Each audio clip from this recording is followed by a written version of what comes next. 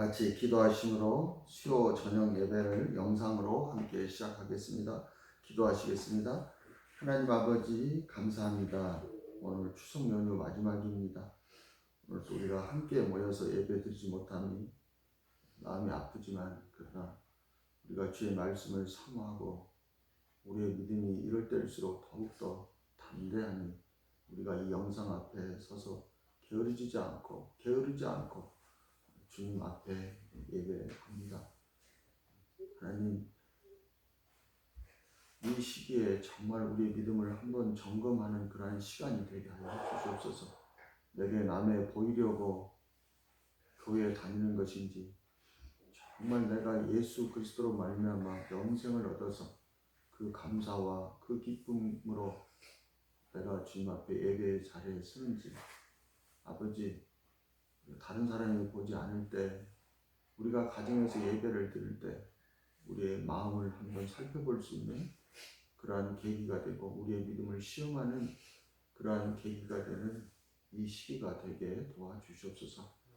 오늘 또 주님 앞에 감사한 마음으로 섰습니다. 주께서 이 예배 가운데 함께 해주시고 각 가정에서 영상으로 드리는 하나님 그 마음, 그 간절한 그 마음을 만져주셔서 교회에서 우리가 함께 예배를 드릴 때보다도 더 큰 은혜로 우리에게 말씀으로 부어주시옵소서. 감사드리며 예수님의 이름으로 기도하옵나이다. 아멘. 526장 함께 찬양 드리겠습니다. 526장.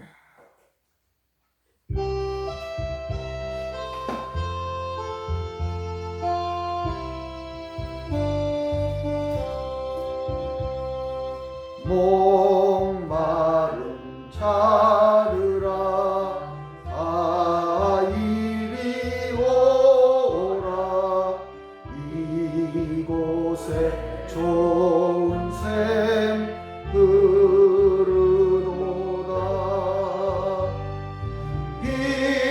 힘쓰고 애쓰니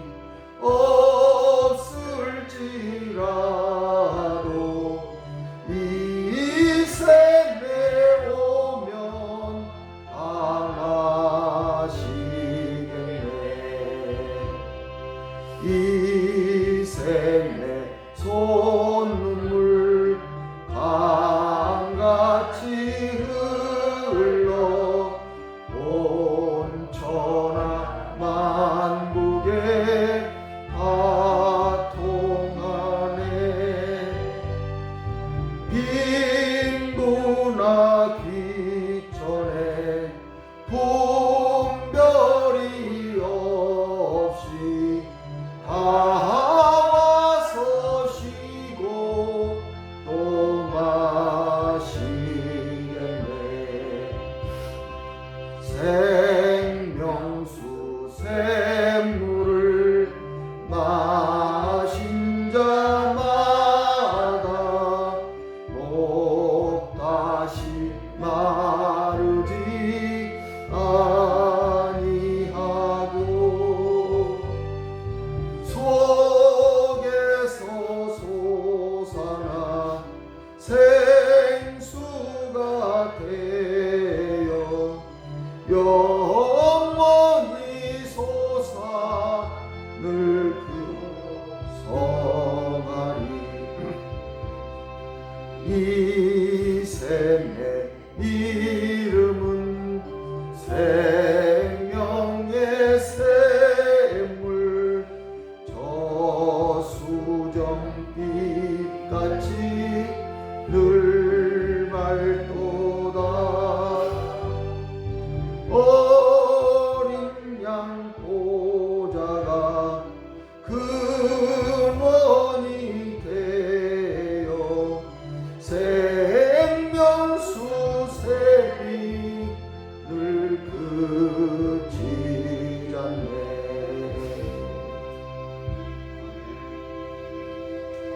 사도신경으로 우리의 신앙을 고백하시겠습니다. 전능하사 천지를 만드신 하나님 아버지를 내가 믿사오며 그 외아들 우리 주 예수 그리스도를 믿사오니 이는 성령으로 잉태하사 동정녀 마리아에게 나시고 본디오 빌라도에게 고난을 받으사 십자가에 못 박혀 죽으시고 장사한 지 사흘 만에 죽은 자 가운데서 다시 살아나시며 하늘에 오르사 전능하신 하나님 우편에 앉아 계시다가 저리로서 산자와 죽은 자를 심판하러 오시리라. 성령을 믿사오며 거룩한 공회와 성도가 서로 교통하는 것과 죄를 사하여 주시는 것과 몸이 다시 사는 것과 영원히 사는 것을 믿사옵나이다. 아멘. 오늘 저희 여러분이 함께 나누실 하나님 말씀은 요한복음 6장 53절에서 55절까지 말씀입니다.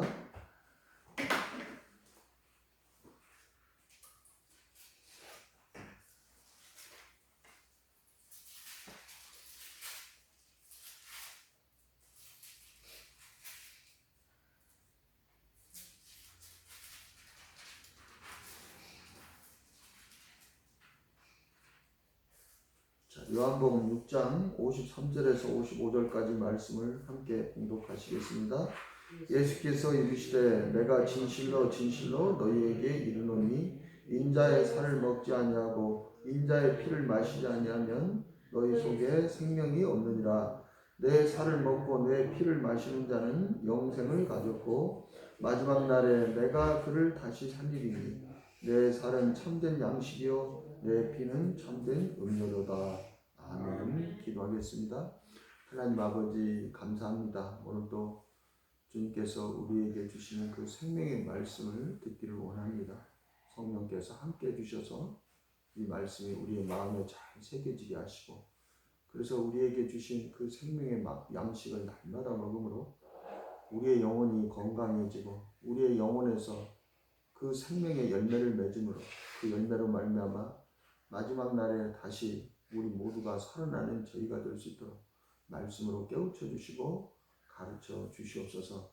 감사드리며 예수의 이름으로 기도하옵나이다. 아멘. 오늘 말씀은 최상약을 양식으로 삼으라. 주님의 말씀입니다. 모든 약에는 상약이 있고 중약이 있고 하약이 있습니다. 그것은 무엇을 가지고 이렇게 구별하느냐면 부작용을 가지고 그렇게 구별을 합니다. 상약은 부작용이 적으면서 효과가 좋은 것.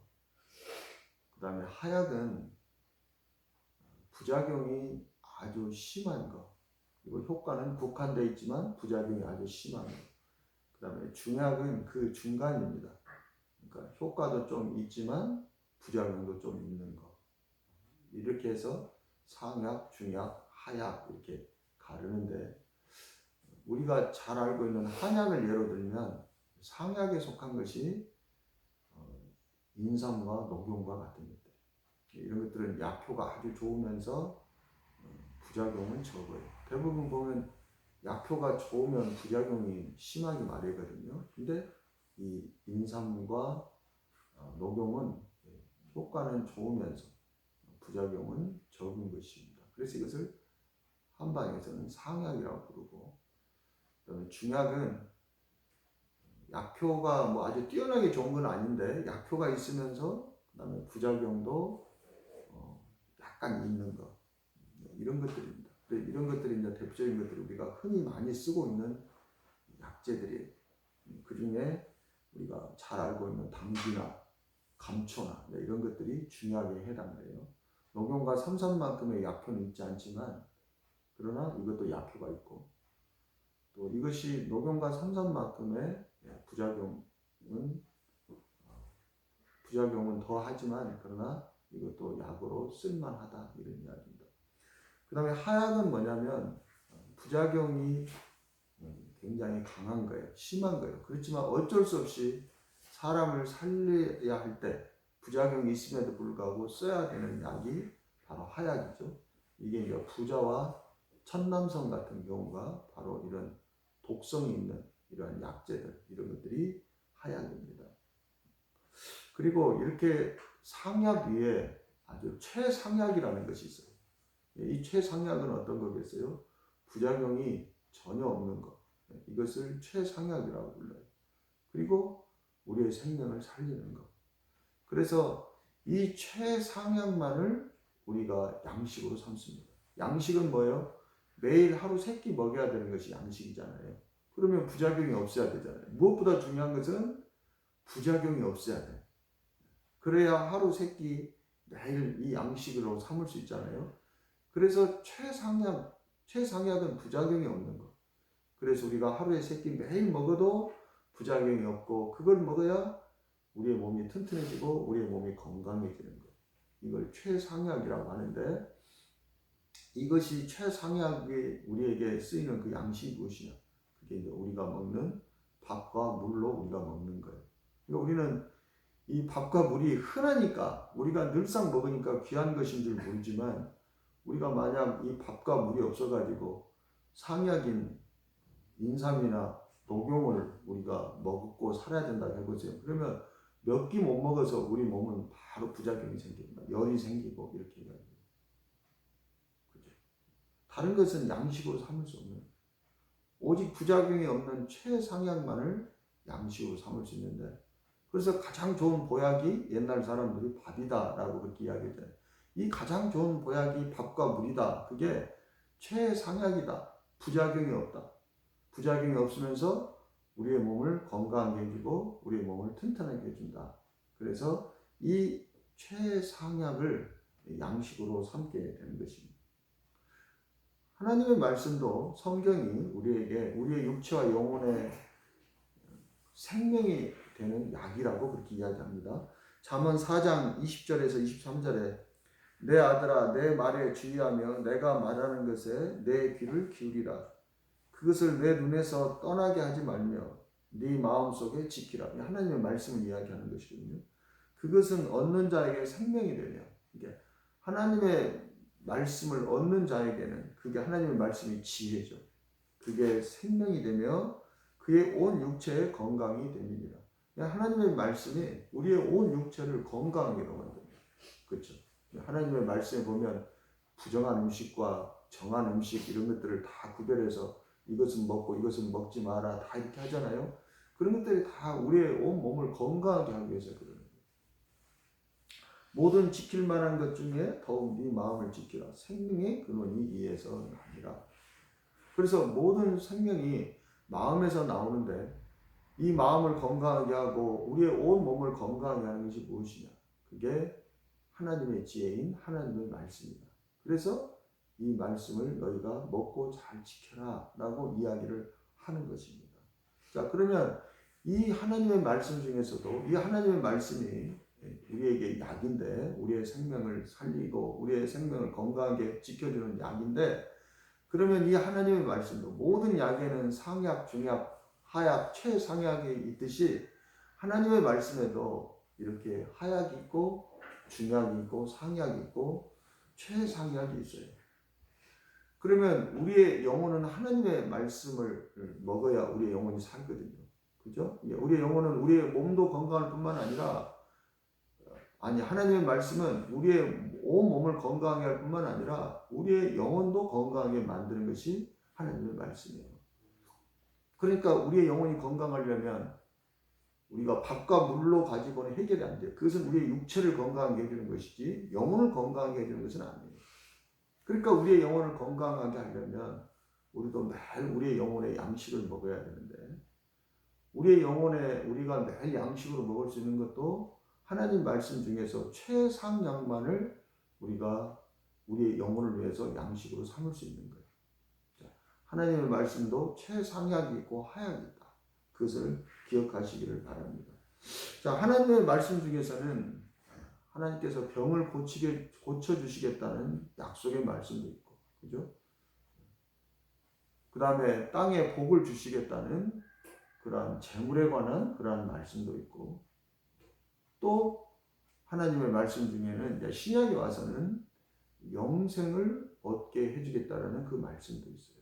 여러 가지 하나님의 말씀이 있어요. 이런 하나님의 말씀 가운데서 그러면 하약은 어떤 것이냐?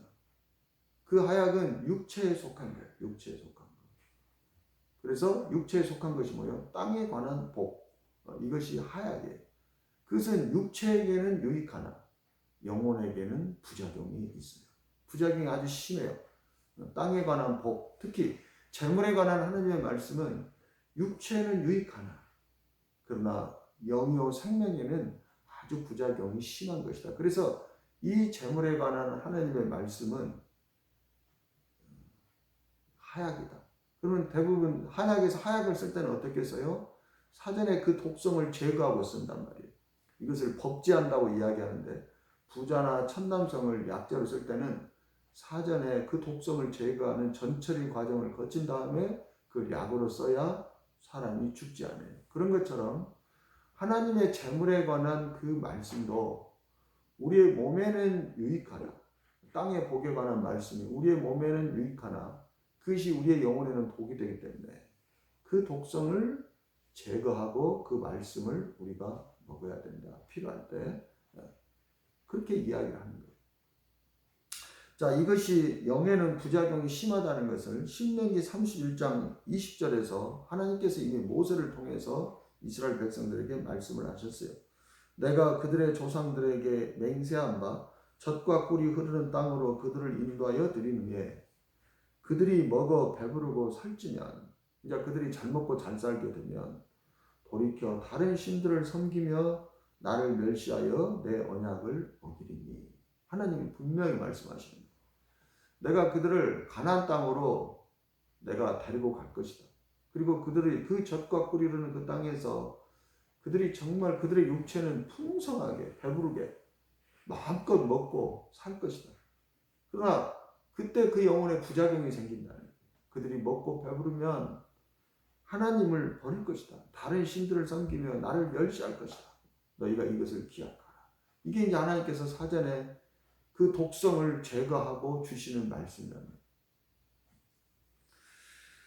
사도 바울이 디모데 전서 6장 9절에서 10절에도 또 똑같이 이야기합니다. 이 재물에 관한 말씀이 사람이 먹어야 살잖아요. 그래서 어쩔 수 없이 이 말씀을 주기는 하지만 그러나 이것은 우리의 영이요 생명에는 아주 독성이 강한 거기 때문에 사도 바울도 이 말씀을 주실 때 그 독을 제거하고 이 말씀을 주는 거예요.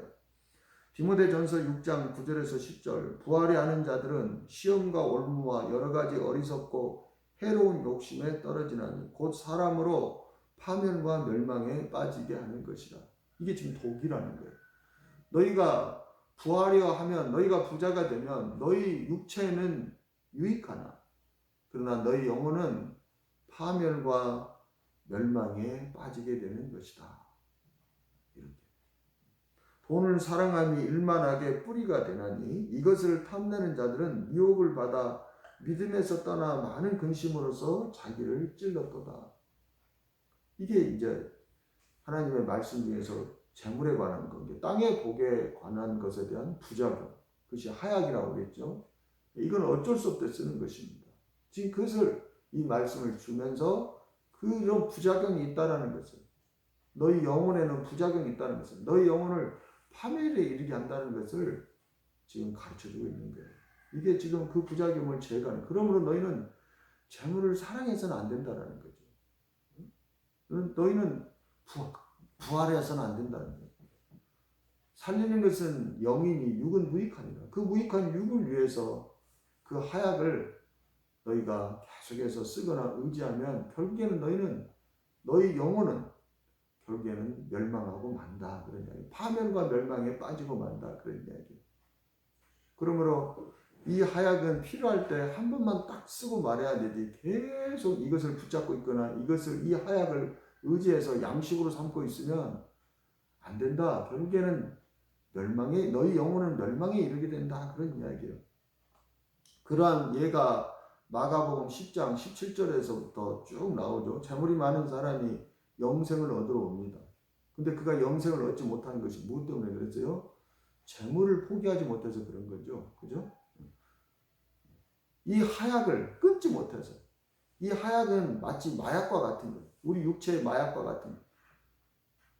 우리 영혼의 마약과 같은 거예요. 그래서 그 유혹이 너무나 강한 거예요. 이걸 끊지 못하는 겁니다. 사람들 쉽게. 그래서 망하게 됩니다.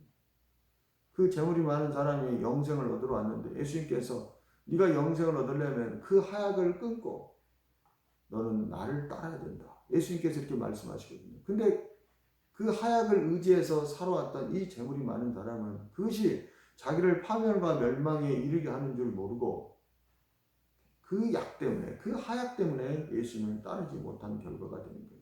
그때 예수님께서 말씀하십니다. 마가복음 10장 22절 23절에 그 사람은 재물이 많은 거로 이 말씀으로 인하여 슬픈 기색을 띠고 근심하며 가니라. 영생을 얻으려면 예수님을 따라가야 되는데 예수님을 따르지 못하는 겁니다. 예수께서 둘러보시고 제자들에게 이르시되 재물이 있는 자는 하나님 나라에 들어가기가 심히 어렵도다 하시니. 재물이 있는 자는 하나님의 나라에 들어가기가 심히 어렵도다. 아까 그랬죠. 부활에 하는 자는 각종 시험과 올무에 여러 가지 어리석고 해로운 욕심에 떨어지나니 곧 사람으로 파멸과 멸망에 빠지게 하는 것이라고 그랬잖아요.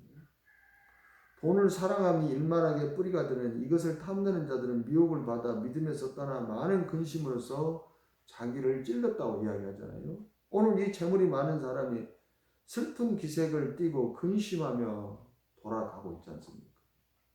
그죠? 근데 오늘날 교회 형편을 보면 어때요? 많은 그리스도인들이 아직도 이 하약을 의지해서 신앙생활을 하고 있죠. 말씀 중에서 이 그냥 땅의 복에 관한 그 말씀을 붙잡고 신앙생활을 하고 있는 거예요. 하나님은 이 하약을 육신에 속한 이스라엘을 살리기 위해서 이 약을 쓰셨어요. 이스라엘 백성들은 어떤 백성들이에요? 그 영이 죽어있는 백성들이잖아요. 그들은 육신에 속한 자들이에요. 그들은 육체만 살아있는 자들이에요. 그러니까 그들에게는 상약을 쓸 수가 없는 거예요. 최상약을 쓸 수가 없는 거예요. 최상약을 생명의 양식으로 줄 수가 없는 거예요. 그래서 그들을 그 애굽에서 건져내기 위해서 하나님께서 어쩔 수 없이 이 하약, 땅에 속한 복을 그들에게 약속을 주시고 그리고 그들을 쓰신 거예요. 그러니까 그것이 육체에는 유익하지만 그들의 영에는 이렇게 해로운 욕심에 떨어지게 돼서 아까 신명기 31장 20절에 이야기한 것처럼 너희가 살찌고 배부르면 다른 신을 섬기며 나를 없이 여긴다는 것을 하나님이 알면서도 그들은 육체에 속한 자들이기 때문에 그들을 살릴 수 있는 방법은 하약밖에 없었어요. 그래서 하나님께서 그들에게 땅에 속한 복, 물론 상약도 쓰셨어요. 부작용이 별로 심하지 않은 병을 고쳐주신달지 이런 것들은 좀 상약에 속한 것이죠. 아무튼 하나님께서 육체에 속한 이스라엘은 하약으로만 살릴 수 있기 때문에 그들에게 이 하약인 땅의 복을 약속으로 주시고 그들에게 젖과 꿀이 흐르는 땅을 약속하시고 그들을 애굽에서 구해내셨다. 우리가 그렇게 이해를 하면 되는 거예요. 근데도 신약에 거듭난 성도들은 그 영이 이제 살아있는데도 그들은 육체에는 유익하나 그 영혼에는 이렇게 해로운 이 부작용이 심한 이 하약을 구약의 이스라엘 백성들에게 하나님께서 쓰셨던 그 하약만 찾고 있는 거예요. 하나님은 이제 마침내 십자가에서 당신 아들 독생자를 십자가에서 죽이시고 그 다음에 그 생명의 대가로 최상약을 만드신 거예요. 그러니까 예수 그리스도의 살과 피로 하나님께서 최상약을 만드신 겁니다. 그러니까 그 전에까지는 하나님의 말씀 중에 아직 최상약이 나타나지 않은 거예요. 하나님은 우리에게 이 최상약을 우리의 영혼을 위한 생명의 양식으로 주시기 위해서 예수님을 십자가에서 죽게 만드셨다. 그죠? 그래서 하나님께서 만드신 이 최상약으로 영이요 생명을 살리셨고 그리고 그 영이요 생명이 살아난 자들은 앞으로 이 영혼에 아무 부작용이 없는 이 최상약을 양식으로 삼으라 그렇게 말씀하시는 거예요. 자, 51절에 보면 나는 하늘에서 내려온 살아있는 떡이니 사람이 이 떡을 먹으면 영생하리라. 내가 줄 떡은 곧 세상의 생명을 위한 내 살이니라 하시니라. 예수님께서 이렇게 말씀하시죠. 이건 무엇을 가지고 비유를 말씀하시냐면 만나. 이스라엘 백성들이 하늘에서 내리는 그 만나를 가지고 떡을 만들어서 먹었거든요. 그러면 그 만나를 그들이 날마다 나가서 새로 거두어 드렸어요. 그래서 그놈을 가지고 매 끼 식사를 했던 거예요. 그런 것처럼 내 살이 그 만나와 같은 그러한 너희에게 하늘에서 내려온 생명의 떡이고 너희가 날마다 만나를 먹었던 것처럼 날마다 먹어야 되는 생명의 양식이다. 그런데 그 만나를 하늘에서 내려온 그 만나를 조상들이 먹었는데 그것을 먹은 자들은 다 죽지만 그러나 너희가 내 살을 먹으면 내 생명의 떡을 먹으면 너희는 마지막 날에 너희는 다시 살아나서 영원히 살리라. 예수님께서 그렇게 말씀하시는 것입니다. 그러니까 예수님이 말씀하시는 요지는 이스라엘 백성들이 하늘에서 내려온 떡 만나를 먹은 것 같이 너희는 날마다 내 살을 먹고 내 피를 마셔야 된다. 예수님께서 그렇게 말씀하시는 거예요. 그러므로 우리가 몸을 위해서 매끼 하늘에서 내려온 이스라엘 백성들이 떡 만나를 먹은 것 같이 이제는 우리는 만나는 먹을 필요가 없어요. 우리가 몸을 위한 양식은 다 있잖아요. 쌀이 있고 물이 있고 다 있잖아요. 그러나 우리에게 이제 우리가 영이 살아났으면 살아난 영은 양식을 먹어야 되잖아요.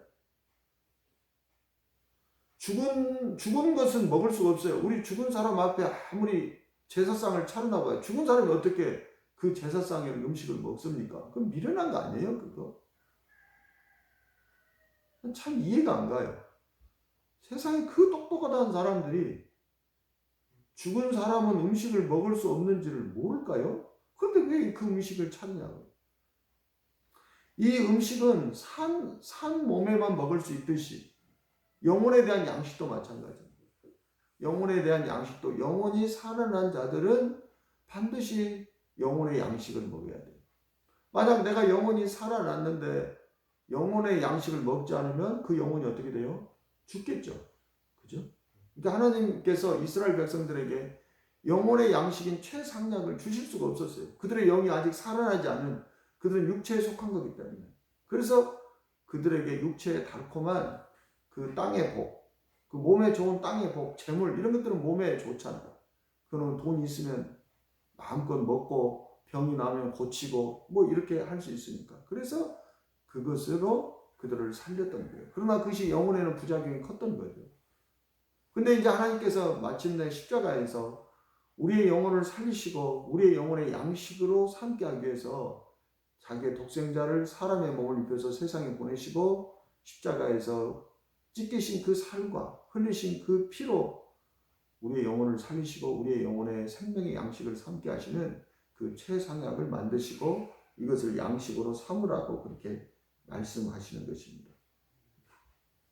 예수의 살을 떡으로 삼고 예수의 피를 영혼의 음료로 삼으라는 거예요. 55절에 내 살은 참된 양식이요 내 피는 참된 음료로다. 여기서 양식을 우리가 잘 생각해야 돼요. 양식은 날마다 먹어야 돼요.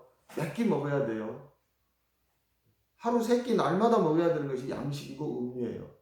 그러니까 예수의 이 살과 피는 곧 십자가의 사랑인데 십자가에서 우리를 위해서 하나님께 베푸신 이 하나님의 사랑을 너희는 날마다 몇 끼 먹어야 된다 그런 이야기예요. 한 번 먹고 거듭날 때 너희 영혼을 살릴 때 그때 먹고 살아나거든요. 이것을 먹고 우리가 예수의 살과 피를 먹고 살아나는데 그때 먹고 살아나서 끝나는 것이 아니라 이제 너희 영혼이 살아났으면 이것을 매일 날마다 몇 끼 내 살과 피를 먹어야 된다. 예수님께서 지금 이 말씀을 하시는 거예요. 이게 중요한 겁니다. 우리의 육체가 계속해서 건강해서 살아가려면 몇 끼 식사를 해야 되듯이 너희의 영혼이 건강해서 마지막 날에 너희가 영의 몸으로 살아날 그 열매를 너희가 얻으려면 그 영생을 너희가 거두려면 너희 영혼이 날마다 내 살과 내 피를 먹어야 된다 그런 이야기예요. 그래서 누가복음 22장 19절에서 20절에 보면 예수님께서 유월절 만찬하실 때 식사하실 때 바로 이 식사를 하는 것과 같이 너희는 날마다 매 식사를 할 때마다 너희 영혼을 위한 양식으로 내 살과 피를 먹으라 라고 예수님께서 말씀하시는 그게 나를 기념하라 라는 뜻이에요. 누가복음 22장 19절에서 20절에 또 떡을 가져 감사 기도하시고 자, 이스라엘은 항상 식사를 할 때 떡과 포도주가 있습니다. 원래 떡이라고 번역을 하면 안 돼요. 빵이라고 해야 돼요. 빵. 그들은 우리의 빵은 두툼한 찐빵이지만 이들의 빵은 납작하니 그냥 이렇게 구운 거거든요. 우리 피자 그것처럼 이렇게 넓적하게 구운 거예요. 그들에게는 빵이에요. 자, 예수님께서 그 떡을 가져 감사 기도를 하시고 떼어 그들에게 주시며 이르시되 이것은 너희를 위하여 주는 내 몸이라. 너희가 이를 행하여 나를 기념하라 하시고, 그러니까 이 떡은 찢어서 예수님이 주십니다. 주시면서 너희가 행하여 이를 기념하라 하시고, 이거 언제 하라는 거예요? 너희가 이 떡을 먹을 때마다 하라는 거예요. 떡을 먹을 때마다 이스라엘 백성들에게, 제자들에게 이것을 찢어서 이렇게 나눠주고, 그러면서 생각하라는 거예요. 아, 예수님께서 우리를 위해서 당신의 살을 내주셨구나. 이것을 너희가 항상 기념하라는 거예요. 언제마다? 매끼 먹을 때마다. 매끼 먹을 때마다. 근데 카톨릭은 이제 이것을 일주일에 주일 예배 때마다 그렇게 모일 때마다 그렇게 이야기했죠. 항상 모일 수가 없으니까. 모일 때마다 항상 성찬을 했어요. 그래서 카톨릭은 모일 때마다 항상 성찬을 했어요. 근데 나중에 이제 이것이 전혀 엉뚱한 방향으로 의미가 이제 가게 되니까 종교개혁이 되면서 개신교에서는 성찬을 잘 하지 않는데 우리가 이 정신을 계속 이어가야 되는 거예요. 근데 우리는 이렇게 빵을 먹지 않으니까 우리는 밥을 먹으니까 문화가 다르니까 우리는 어떻게 해야 되겠습니까? 밥을 먹으면서 항상 생각을 하는 거예요. 그러니까 우리가 식사 기도를 할 때 하나님 일용할 양식을 주셔서 감사합니다. 이 기도도 해야 되지만 항상 기도해야 될 것이 하나님 우리를 위해서 당신의 살을 내주셔서 감사합니다. 우리의 영혼의 음료로서 당신의 피를 주셔서 감사합니다. 항상 이것을 기념하라. 기념하는 것은 왜 기념하는 겁니까? 잊지 않고 기억하기 위해서 기념하는 거죠. 너희가 식사를 할 때마다 너희 영혼의 양식으로 이것을 삼으라 그런 이야기예요. 저녁 먹은 후에 잔도 그와 같이 하며 잔도 이렇게 나눠주시면서 이야기. 이 잔은 내 피로 세운 새 언약이니 곧 너희를 위하여 붓는 것이라. 그러니까 이스라엘 백성들은 항상 이 떡과 포도주를 먹거든요. 그 떡을 먹으면서는 예수님이 우리를 위해서 당신의 육체를 내주셨구나. 당신의 살을 내주셨구나. 그래서 우리의 영혼이 살아났고 낫구나 라는 것을 항상 기억하고, 그 다음에 포도주를 이렇게 나눠주면서 그가 우리를 위해서 이 피로 우리를 마지막 날에 다시 살리겠다는 이 언약을 세우셨구나. 이것을 항상 기념하려는 거예요. 그 말은 무엇입니까? 항상 너희가 마지막 날에 그 부활을 소망으로 삼고 살아가는 거예요. 그리고 이것은 하나님께서 너희에게 값없이 베풀어 주신 하나님의 사랑임을 기억하라는 겁니다. 자, 이것을 이렇게 날마다 기억하고 기념하는 사람들이 세상을 쉽게 살아갈 수 있겠습니까? 그렇게 하지 않겠죠. 그죠?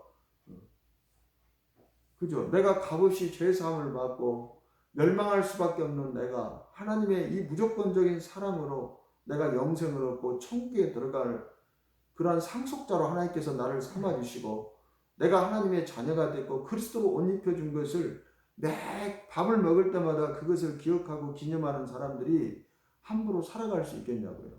그래서 이것을 너희의 영혼을 위한 양식으로 삼으라 그렇게 말씀하시는 거죠. 다시 말하면 이 영혼을 위한 이 양식, 예수의 이 살과 피를 너희가 먹고 마셔야만 너희가 육체의 소욕을 따르지 않고 너희가 생명의 길을 갈 수 있다. 너희의 영으로서 너희의 몸의 행실을 줄일 수가 있다. 육체의 소욕은 성령을 거스르고 성령은 육체를 거스른다고 이야기하잖아요. 너희가 이 내 살과 피를 너희 영혼의 양식으로 매 끼마다 이것을 기념하고 이것을 기억하고 그 은혜를 너희가 생각해야만 너희가 육체를 위하여 심지 않고 성령을 위해서 심어서 너희가 영생을 거둘 수 있다. 예수님께서 그렇게 말씀하시는 거예요. 그게 54절에 있는 말씀이죠. 내 살을 먹고 내 피를 마시는 자는 영생을 가졌고 마지막 날에 내가 그를 다시 살리리니. 왜? 이들이 이렇게 해야 생명의 길을 갈 수 있기 때문에. 생명의 길을 가려면 반드시 예수의 살을 양식으로 삼고 예수의 피를 음료로 삼고 날마다 이것을 기념하는 자들이, 이것을 기억하는 자들이 생명의 길을 가고 하나님께서 그 생명의 길을 가는 자들을 마지막 날에 다시 살리시겠다 이렇게 말씀하시는 것입니다. 자, 왜 우리가 이것을 몇 끼 먹어야 되느냐? 왜 이것을 양식으로 삼아야 되느냐? 우리가 육체와 똑같습니다. 우리도 아침을 먹었지만 또 아침을 먹고 회사에 출근하고 일터에 나가서 막 일을 하다 보면 배가 고프잖아요. 배가 고프면 점심을 또 먹어야 되잖아요. 우리의 영혼도 마찬가지예요. 우리의 영혼도 이렇게 예를 들어서 지금 이 아침에 지금 저와 여러분이 이렇게 말씀을 듣는 이것이 바로 지금 예수의 살과 피를, 지금 제가 예수의 살과 피에 관한 말씀을 하고 있잖아요. 지금 이렇게 먹었어요. 그러면 여러분이 이것을 먹고 지금은 막 배가 불러. 예수의 사랑이 다시 내 마음속에 자리를 잡고 기억이 되고, 아 그래, 내가 정말 이 살과 피를 먹고 내가 생명을 가야 되겠다. 오늘도 내가 세상 풍조를 따르지 않아야 되겠다. 오늘도 내가 육체의 속을 따라 살지 않고 영생을 소망하며 살아야겠다. 이런 마음으로 충만해서 나갑니다. 근데 세상에서 이렇게 살다 보면 금방 이 말씀을 잊어버리는 거예요. 그죠? 이 말씀을 잊어버려요. 세상에서 일에 몰두하다 보고 세상에서 어떤 일을 하다 보면 그 일 때문에 막 아침에 그렇게 말씀을 먹을 때는 다짐을 했건만 다시 욕이 나오고 다시 막 미운 생각이 들고 그렇잖아요. 금방 잊어버리는 거예요. 하나님의 사랑이 아침에 예수님의 살과 피를 먹을 때는 십자가의 복음을 들을 때는 하나님의 사랑으로 내 마음이 충만했지만 그러나 살다 보면 금방 그것이 사라져버리는 거예요. 하나님의 사랑이 내 마음속에서. 이게 무엇이에요? 이 배가 꺼지는 것과 똑같아요. 그러면 어떻게 해야 됩니까? 우리의 마음에, 우리의 영혼에 다시 이 십자가의 사랑을 채워 넣어야 되잖아요. 이 십자가의 사랑을 채워 넣는 것이 뭐예요? 그게 예수님의 살과 피를 먹는 거예요. 아니지. 내가 이렇게 하면 안 되지. 예수님은 원수인 나에게 당신의 살까지 내주시고 당신의 피, 즉 당신의 생명을 내주셨는데 그래서 원수도 사랑하라고 주께서 말씀하셨는데 내가 이러면 안 되지. 하면 다시 또 내가 세상 풍조를 따르지 않고 세상 사람들과 같이 살지 않고 또 원수를 사랑할 수 있는 마음이 또 생기고 또 상대를 미워했던 마음들이 회개가 되고 하나님 내가 회개합니다. 주께서 저들을 미워하지 말라고 미워하는 것은 곧 살인이라고 말씀하셨는데 제가 살인을 저질렀습니다. 다시 이렇게 회개하게 되잖아요. 점심 때 이 예수님의 살과 피를 다시 십자가의 사랑을 붙잡으면 다시 돼요. 근데 또 점심을 먹고 또 일을 하다 보면 배가 꺼지듯이 또 우리의 영혼에서 이 십자가의 사랑이 또 희미해지잖아요. 그죠? 그러면 어떻게 돼요? 또 저녁을 먹어야 되는 것처럼 저녁에 또 이 말씀을 예수님의 살과 피를 양식과 음료로 삼고 먹어야 된다. 이렇게 우리가 계속 반복적으로 예수님의 살과 피인 이 십자가의 사랑을 먹어야만 반복적으로 계속 이 말씀을 들어야만 계속적으로 예수님의 살과 피를 예수님의 십자가의 사랑을 우리가 붙잡아야만 저와 여러분은 생명의 길을 갈 수 있고 마지막 날에 다시 살아난다. 지금 그 이야기를 하고 있는 것이에요. 그래서 아까도 말씀드린 것처럼 누가복음 22장 19절 20절에서 예수님께서 밥을 먹는 그 자리에서 너희가 나를 기념하라. 이 밥을 먹을 때마다 너희가 이 일을 행해서 내가 너희를 위해서 내 살을 주고 내가 너희에게 내가 이 피로 언약한 것을 너희가 늘 기억해야 돼. 그 피의 언약이 무엇입니까? 마지막 날에 너희를 다시 살린다라는 거예요. 부활에 대한 약속이죠. 그것을 너희가 항상 기억하라. 그렇게 이야기를 하고 있습니다. 자, 그래서 우리가 밥 먹듯이 우리의 영혼도 매끼 이렇게 십자가의 사랑을 먹어서 우리의 영혼을 이 십자가의 사랑으로 충만하게 채워야 돼요. 내 영혼에 이 십자가의 사랑이 궁핍해지면 우리는 금방 세상 풍조를 따라가 버려요. 금방 세상 풍조를 따라가 버립니다. 그리고 어떤 핍박이 오면 그 핍박을 이겨내지 못해요. 이 십자가의 사랑이 없으면. 제가 안희숙 사모님 간증 드렸죠. 그 안희숙 사모님이 평양 형무소에서 그 추운 겨울에 그 모진 핍박이 있지만 이 핍박을 이겨낸 그 능력이 무엇입니까? 그분이 그렇게 고백을 하죠. 나는 춥다고 울지 않았습니다. 나는 배고프다고 울지 않았습니다. 그러나 그 십자가에서 나를 위해서 죽으신 예수님의 그 사랑을 생각할 때마다 나는 눈물이 마를 날이 없었습니다. 그래서 그 눈물이 그냥 눈에서 바로 얼어가지고 고드름이 돼서 이 눈동자 이 밑이 막 염증이 생겨서 썩어갈 정도로 그분은 매일 예수님의 그 십자가의 사랑을 먹었던 거예요. 그래서 그가 그 핍박을 이겨내고 그 수많은 그 안수 사모님을 유혹하는 그 교도관들을 유혹하는 그 모든 유혹들을 다 이겨냈던 거예요. 왜? 그녀는 매일 나를 위해서 십자가에 주신 그 예수님의 그 사랑 때문에 눈물을 흘린 것처럼 그 예수님의 살과 피를 매기 먹었기 때문에 그렇게 세상을 이겼던 것입니다. 그래서 로마서 8장 32절과 35절에서 37절도 그렇게 이야기하죠. 자기 아들을 아끼지 아니하시고 우리 모든 사람을 위하여 내주신 이가 어찌 그 아들과 함께 모든 것을 우리에게 주시지 않겠느냐. 자, 이 예수님의 살과 피를 먹는 자들은, 이 십자가의 사랑을 먹는 자들은 이런 생각을 하는 거예요. 그래, 하나님께서 자기 아들을 아끼지 아니하시고 그 아들의 살과 피를 우리에게 내주셨는데 그가 나를 위해서 무엇을 아끼겠느냐. 이러한 믿음이 있기 때문에 이들이 세상을 이기는 것입니다. 그 뒤에 로마서 8장 35절 37절에 누가 우리를 그리스도의 사랑에서 끊으리요. 이 그리스도의 사랑이 뭐예요? 당신의 살과 피를 내주셔서 우리의 영혼을 살리시고 그리고 그것을 우리에게 일용할 양식으로 먹게 해주셔서 우리의 영혼의 양식으로 먹게 해주셔서 마지막 날에 다시 살리시겠다는 그 언약의 피, 이게 그리스도의 사랑이에요. 이 사랑에서 누가 우리를 그리스도의 사랑에서 끊으리요. 환난이나 곤고나 박해나 기근이나 적신이나 위험이나 칼이라. 기록된 바 우리가 종일 주를 위하여 죽임을 당하게 되며 도살 양같이 여김을 받았나이다 함과 같으니라. 그러나 이 모든 일에 우리를 사랑하시는 이로 말미암아, 그게 뭐예요? 십자가의 사랑이죠. 자기 아들을 독생자를 아끼지 않고 내주신 이 하나님의 사랑, 그리스도 예수 하나님의 사랑, 그게 바로 예수의 살과 피예요. 이것을 매끼 먹는 자들은 이 그리스도의 사랑에서 끊을 수 없다, 그런 이야기. 그러나 이 모든 일에 우리를 사랑하시는 이로 말미암아 우리가 넉넉히 이기느니라. 이런 모든 환난이나 핍박이나 이런 곤고나 이 모든 것들을 이 그리스도의 살과 피를 먹는 자들은 이 그리스도 예수 안에 있는 하나님의 사랑으로 말미암아 세상을 넉넉히 이긴다고 그렇게 고백하고 있는 것입니다. 그리고 실제로 사도 바울은 이렇게 날마다 예수님의 살과 피를 먹음으로써 세상을 이기는 삶을 살았던 것이죠. 그렇습니다. 바로 오늘 말씀하시는 이 생명의 떡 예수의 살과 피가 우리를 살리셨고 또 우리를 마지막 날에 다시 살게 하는 영생에 이르는 열매를 맺게 하는 그러한 살과 피가 되는 것입니다.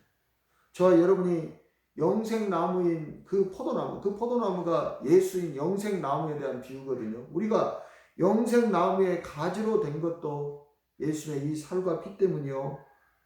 또 우리가 영생나무 가지가 되어서 나중에 마지막 때에 우리가 그 열매가 심어져서 이제는 영생나무로 우리 자신이 다시 부활하는 이 둘째 부활이 되게 하는 것도 바로 예수님의 살과 피다.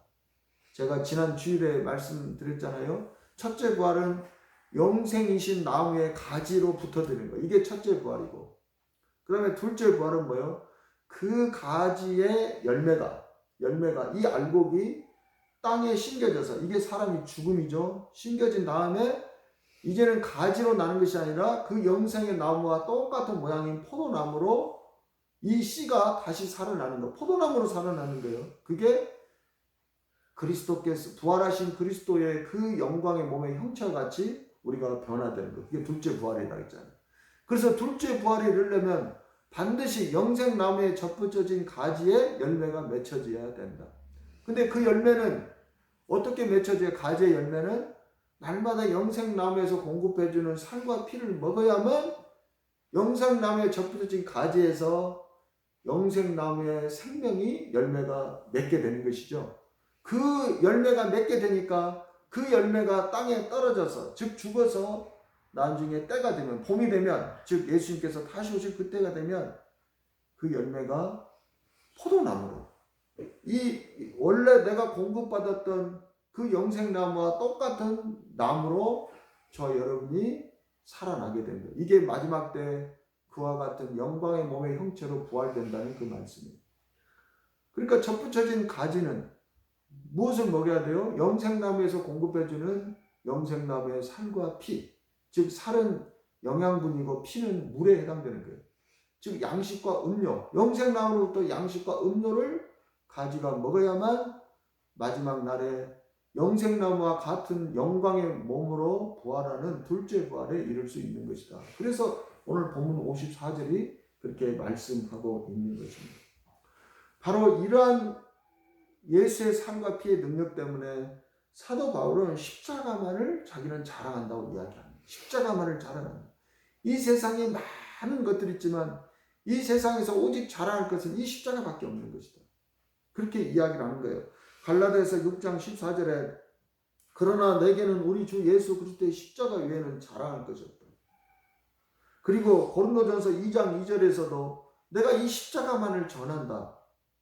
내가 너희 중에서 예수 그리스도와 그가 십자가에 못 박힌 것 외에는 아무것도 알지 아니하기로 작정하였습니다. 왜요? 이게 이 십자가만이, 예수 그리스도의 이 십자가만이 우리를 마지막 날에 다시 살릴 수 있는 우리의 영혼의 양식으로 삼을 수 있기 때문에 그런 거예요. 이 예수 그리스도의 십자가에서 우리를 위해서 우리에게 양식으로 당신의 살을 내주시고 우리에게 음료로서 당신의 피를 내주신 이것만이 우리의 영혼에 부작용이 없는 우리를 마지막 날에 다시 살리는 그 양식과 음료로 삼을 수 있는 것이기 때문에 내가 이것 외에 다른 것들, 이제는 하약들, 그렇잖아요. 예수를 잘 믿고 뭐 부자가 된다, 이런 것들, 예수를 잘 믿으면 뭐 병을 고친다, 뭐 이런 말씀들, 이런 말씀들을 내가 붙잡지 않고 이제 그런 것을 행하지 않는다는 것이 아니라 그런 것들을 소망으로 갖지 않고, 왜? 뭐 부자가 돼봤자 그거 다 죽으면 남은 것이 되고 내가 건강해도 언젠가는 다 죽게 돼 있는 거예요. 이 세상의 모든 것은 결국에는 시간이 지나면 다 지나갈 거예요. 요한일서 2장 16절에 이 세상도 저녁도 지나가되 하나님의 뜻대로 행하는 자는 영원히 거하리라 라고 말씀하고 있지 않습니까? 그러니까 우리를 영원히 멸망하지 아니하고 우리로 하여금 이 마지막 날에 영원한 다시는 사망이나 애통하는 것이나 아픈 것이 없는 그 영원한 몸으로서 우리를 천국에서 영생 복락을 누리게 하시는 그것은 그 말씀이 무엇이냐? 그게 바로 십자가에서 우리를 살리시고 우리에게 언약해 주신 그 십자가의 복음이다. 그 십자가의 사랑이다. 이것 외에는 내가 잘할 것이 없고 내가 이것 외에 다른 것들은 알지 않기로 내가 작정하였다. 알지 않기로 하였노라, 이 말은 다른 것들은 없어도 된다, 그런 이야기예요. 돈 없어도 된다, 필요하지 않다는 것이 아니라 이것만 있으면 내가 돈 없어도 된다. 죽으면 되죠. 그냥 돈 없어서 굶어 죽으면 되죠. 왜? 굶어 죽어도 영생을 얻게 되잖아요. 명예를 다 잃어버려도 된다, 다 필요 없다, 그런 이야기예요. 그런 거 없어도 된다.